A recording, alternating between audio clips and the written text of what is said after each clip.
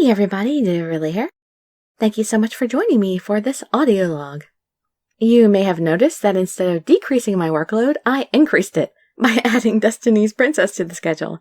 Well, I couldn't help adding it because I really wanted to read it so badly, but now I'm realizing I totally bit off way more than I could chew, because in order to keep up with the schedule, I've been sleeping less than 6 hours a night, and I've been having massive headaches. I'm not sure if the headaches are related to eye strain from being at the computer all day or not, but it's a pretty good possibility. And I'm starting to get kind of a little bit depressed from being so tired and in pain all the time. But honestly, I'm not even sure what to do yet. I don't even want to decrease my schedule, really. I want to sleep more and have a little bit of time to myself, but I don't want to stop reading, so I'm not sure how to alter my schedule yet. I'll think about it a bit later, I suppose. Maybe I can't think straight right now because I'm so tired. Oh, and some great news. A huge thanks to Random Times 3 for pointing out to me Pink Cupcake's translation blog. She's been translating game scenes on an irregular basis, and I contacted her yesterday, and she's given me permission to use her translations for videos. So, I'll be doing videos in the near future for Binary Star, Death Connection, and Shinobi Koi Utsutsu. Yeah, that doesn't help my schedule either. But I really want to do them. I want to see all 3 of those so badly. But those will be on an irregular basis like Trigger Kiss, so that won't be quite as much of a detriment to my time. I'll have her blog linked in the description below so you can actually read them right now if you want to. But now on to the main topic of this audio log. Honestly, I haven't had all that many requests for this, maybe like 3 since I started doing this, but it really bothers me, so I wanted to talk about it extensively in a video so I can link any further requests to this. I will never ever upload any visual novels without reading over the Japanese voices. And I have a lot of really big, really important reasons for this. Please don't bother refuting any of these points because the very first one is the most important one, and no one could possibly refute that one. But even if they could, no one could refute all of them as they all kind of band together to form one big reason. So here are my reasons. First, I'm going to list them as bullet points, and then I'll explain each one in detail. Number 1, I don't want to risk my channel getting deleted. Uploading everything in its original state does not constitute fair use, and I'm already skirting that as it is. If I did that, any company would be within their full right to file DNCAs against my videos and have my channel taken down. No ifs, ands, or buts about it. I wouldn't even have grounds for a legitimate rebuttal at all. Number 2, I want to help the English side of the otome industry, not hurt it. If the game is available commercially in English, then I encourage people to buy it. You should save up your money or ask for things as birthday or Christmas presents. If you really are a big fan, then you should want to support them. Point 3, time. Apparently most people think that it would take no time or effort at all to do this, but I will tell you just how long it would take down below and how much effort is involved. Number 4, this is an audiobook channel. This channel is for providing audiobook material for people to listen to while they're doing other things and can't stare at the screen to read, or for people to listen to as bedtime stories. Also, part of the idea is that people will come here looking for audiobooks and maybe become otome fans. But non-narrated videos do not belong on this channel, and I definitely have no desire to make another channel, as I have already mentioned at the beginning of this video that I'm already overextending myself. Alright, so down to the nitty-gritty details of each of these points. Back to number 1, after thinking about it longer, I had to move this point to number 1. I don't want to risk losing my channel any more than I'm already risking it. I've been doing this for about 6 or 7 months now, which isn't a hugely long time, but I've been doing it nearly every waking moment of my life, most of the time that I have been doing it. And it would really kill me to lose my channel at this point. I would be super devastated and depressed because that is a lot of work that I put into this channel so far. Now here's why I'd be risking my channel. As a general rule of thumb, in order for a video to fall under fair use, it should be 70% your own material, 30% borrowed material, at least. Which I'm already breaking. I'd say the original voice acting is maybe about 30% of the game value, so my videos are the opposite. They're borrowing 70% material. And here I'm going to include a clip from Matthias's well-put-together video about fair use because I think he says it best.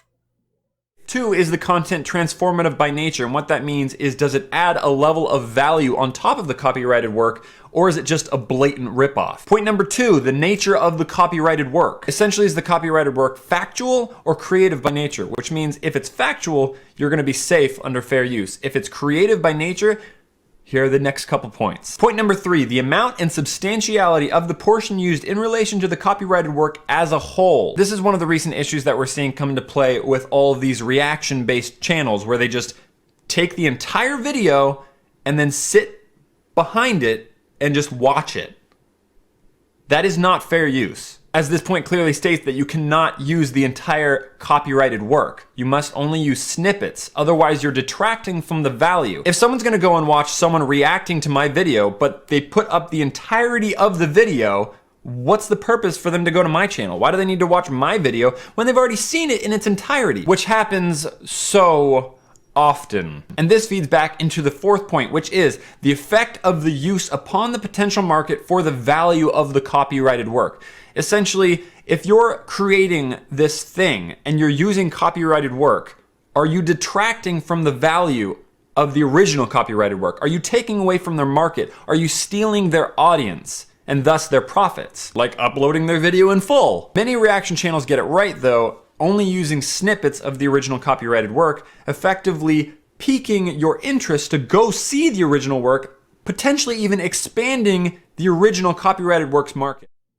I'll link that full video in the description below so you can see everything that he has to say about it, about fair use. I actually do try to be very careful and conscientious about what I upload.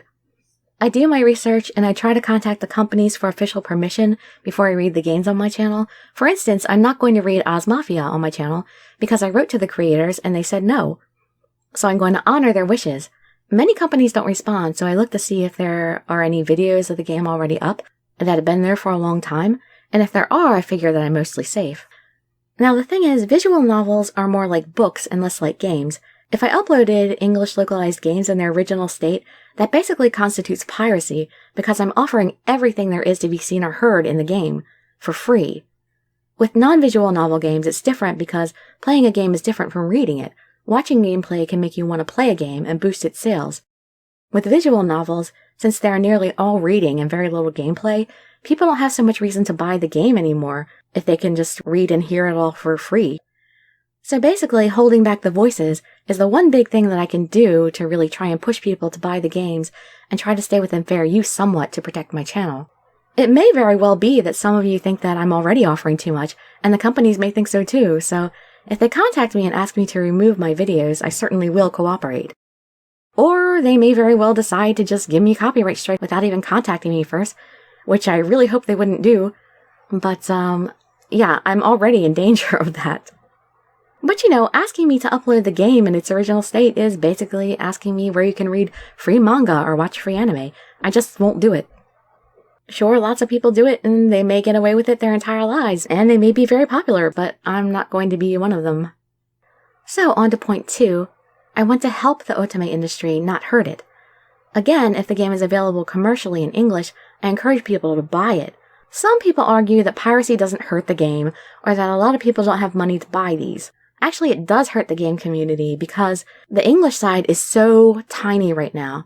This is actually why we're not getting more of these titles in English, because not enough people are buying them to make it worth it for the Japanese to translate them for us.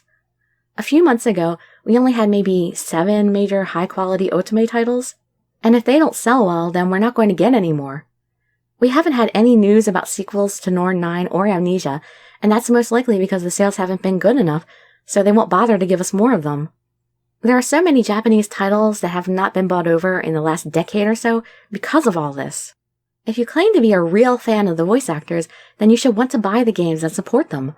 Work hard and save up your money, or ask for birthday or Christmas presents. That's the way the world works. You have to work hard for the things that you really want. You have to carefully pick and choose the things you really want to spend money on, save up for the big things that you really, really want. I myself spent $600 on my modded Vita to be able to share a lot of these videos with you all, and try to promote the otome industry, because I really, really want to do that. And I probably won't be making that money back anytime soon. Not to mention all the other equipment I've had to purchase to keep doing this. I've spent a lot of money already, and I've mentioned it a lot before, but I spend around $400 a month of my own money on average between translations, buying the games, paying off charged equipment, maintaining the equipment and software, etc. But I do it because, like I said, it means a lot to me to try to help the otome industry's growth so that hopefully we'll get more of them in English. I get a little help from my patrons on Patreon, which I'm extremely grateful for, but I'll most likely never make this money back. And also back onto the topic of piracy for a moment, because some people may feel that what I'm doing already could constitute piracy and/or not fall under fair use, but the idea to me is that I show the game quality and extent to help people decide if it's worth buying. I'm sure that there are lots of people out there that are like me and like to extensively investigate their prospective purchases before buying. For instance, Norn9 has over 100 videos on my channel and lots of extras, so that's quite a bit of content.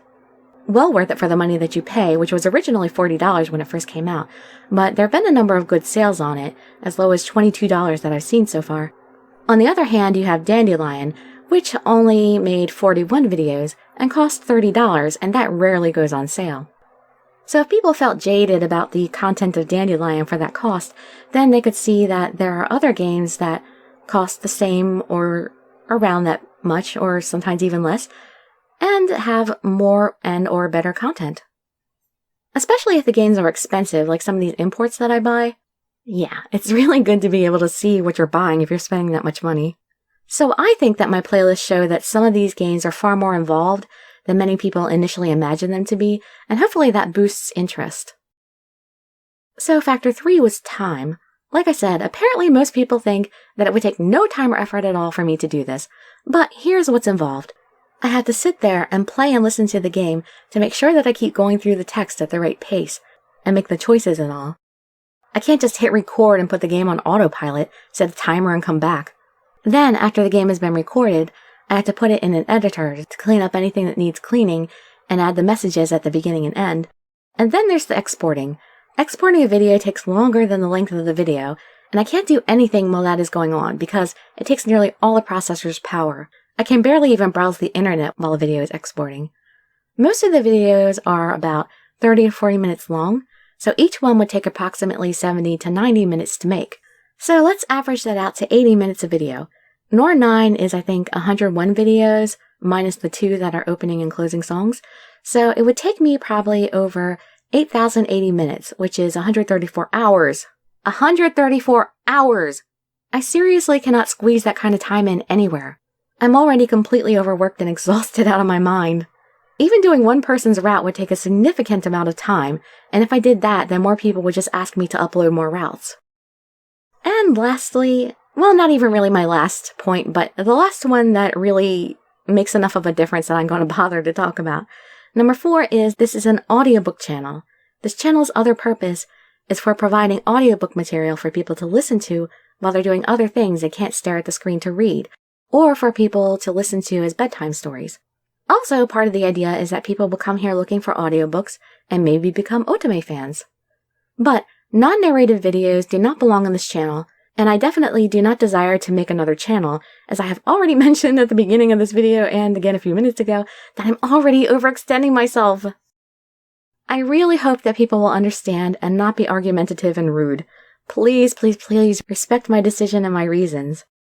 And I'm not going to discuss this any further with anybody else who tries to discuss it and try to persuade me.